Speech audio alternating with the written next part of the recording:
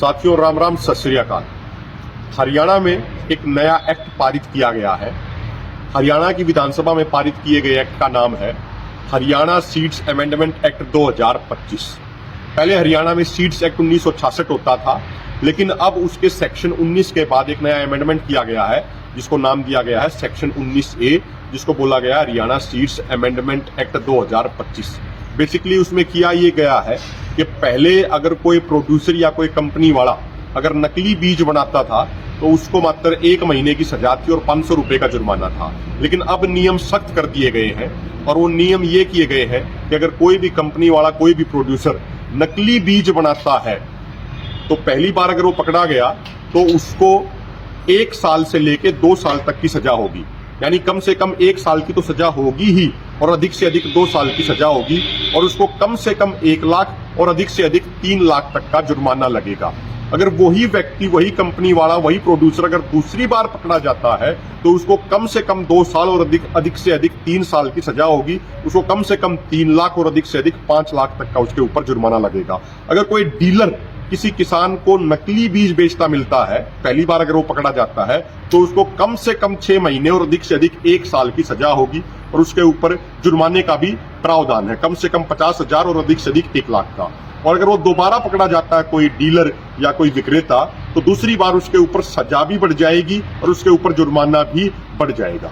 अब पिछले 2-4 दिनों से हम ये देख रहे हैं कि ये बीज बनाने वाली कंपनियां और बाकी जो भाई हैं कुछ दुकानदार, वो प्रोटेस्ट कर रहे हैं, वो इस कानून का, इस एक्ट का विरोध कर रहे हैं। हमारा उनसे ये सवाल है कि क्या वो नहीं चाहते कि किसान को अच्छा बीज मिले? क्या वो ये चाहते हैं कि किसान को नकली बीज बेचा जाए और नकली बीज बेच के उसका शोषण किया जाए? अगर वो ये चाहते हैं वो अपना स्टैंड क्लियर करें, और अगर वो नकली बीज नहीं बेचते तो फिर उनको डरने की क्या जरूरत है इस नए एक्ट से? अगर किसी एक्ट में किसान के हक की बात कही गई है तो ये दुकानदार भाई, ये बड़ी बड़ी कंपनियों वाले, ये बड़े बड़े प्रोड्यूसर इतने घबराए हुए क्यों हैं? ये कह दे कि भाई हम तो नकली बीज बनाते ही नहीं, तो इनको तो कोई डरने की जरूरत ही नहीं है। और दूसरी बात साथियों, ये किसान की प्रोडक्शन के साथ साथ फूड सप्लाई से जुड़ा हुआ मुद्दा भी है। देखो, जब कोई किसान को कोई नकली बीज बेचा जाता है तो उसकी फसल का जो प्रोडक्शन है वो प्रोडक्शन तो घटता ही है। कई बार फसल पूरे तरीके से खराब भी हो जाती है। वो 2 महीना 3 महीना मेहनत करता है, उसके बाद पता लगता है कि भाई बीज खराब था, तो इसलिए उसकी पूरी फसल एक तरीके से बर्बाद हो जाती है। उसका उतना प्रोडक्शन नहीं आता, उतना झाड़ नहीं आता, प्रोडक्शन घट जाता है। तो किसान को पहली मार तो ये पड़ गई, आर्थिक तौर पे मार पड़ गई। दूसरी बात, ओवरऑल अगर देश को देखें, अगर कोई लो क्वालिटी सीड्स है उससे कोई प्रोडक्शन होगा कोई किसी फसल का तो वो भी लो क्वालिटी ही होगा।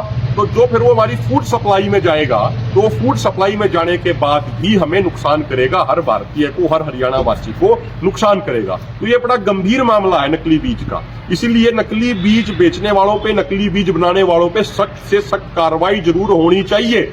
और इस तरीके से इन व्यापारियों को, प्रोड्यूसर्स को या कंपनी वालों को या फिर डीलर्स को ये बेवजह के विरोध की नौटंकी उनको नहीं करनी चाहिए। और इसके अलावा एक बात और हम ये कहना चाहेंगे कि जो एसकेएम नॉन पॉलिटिकल और किसान मजदूर मोर्चा का जो आंदोलन चल रहा है उसकी भी एक ये मांग रही है कि नकली खाद, बीज, कीटनाशक दवाइयां बनाने वालों पर सख्त से सख्त कार्रवाई करी जाए। और हम ये कहना चाह रहे हैं कि अभी सरकार ने इस नए एक्ट में केवल बीज वाले मामले को शामिल किया है। हम उनसे ये कहना चाहते हैं कि आप इसमें ये भी शामिल कीजिए कि अगर कोई नकली खाद बनाता है या बेचता है उसके ऊपर भी कार्रवाई की जाएगी, कठोर कार्रवाई। अगर कोई नकली कीटनाशक दवाई बनाता या बेचता है उसके ऊपर भी कठोर से कठोर कार्रवाई करी जाएगी। इस तरीके का सख्त नियम बनाया जाना चाहिए। ये हमारी स्पष्ट तौर पे हमारी सरकार से मांग है और पूरे देश के अंदर ये कानून बनना चाहिए ताकि किसानों का शोषण बंद हो सके, किसानों की लूट है वो पूरे तरीके से बंद हो सके। बहुत बहुत धन्यवाद।